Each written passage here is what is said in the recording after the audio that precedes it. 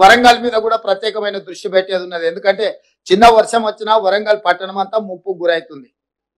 మేము కొన్ని చర్యలు చేపట్టడం వల్ల గత 3 రోజులుగా అత్యధిక వర్షాలు వచ్చినా హైదరాబాద్ లో కొంత నియంత్రించగలిగినాము.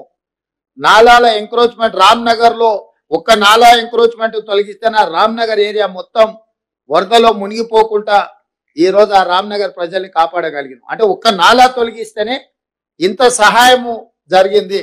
కాబట్టి నాలాల ఆక్రమణను కూడా ప్రభుత్వం ఉపేక్షించదు.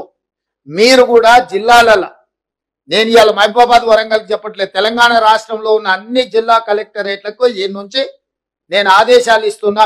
మీ ప్రాంతాలలో ఎక్కడైనా చెరువులు కానీ నాలాలు కానీ ఆక్రమించుకుంటే మీరు మొత్తం వాటిని లిస్ట్ అవుట్ చేయండి. కోర్టులలో ఏమైనా పెండింగ్ కేసులు ఉంటే ఆ కేసులను కూడా పరిష్కరించుకోవడానికి ప్రత్యేకమైన న్యాయవాదులను నియమించుకోండి.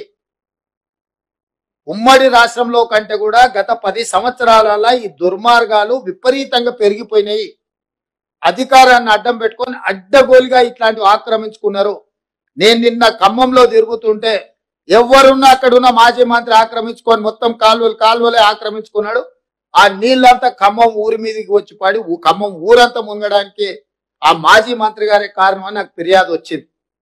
వీటిని వాస్తవాలను పరిశీలించి దాని మీద కఠినమైన చర్యలు తీసుకోవడానికి అవసరమైన చర్యలు చేపట్టాలని చెప్పి రెవెన్యూ మంత్రి గారికి సూచన చేసిన, కలెక్టర్ గారికి కూడా, ఖమ్మం కలెక్టర్ గారికి కూడా నేను ఆదేశాలు ఇస్తున్నా.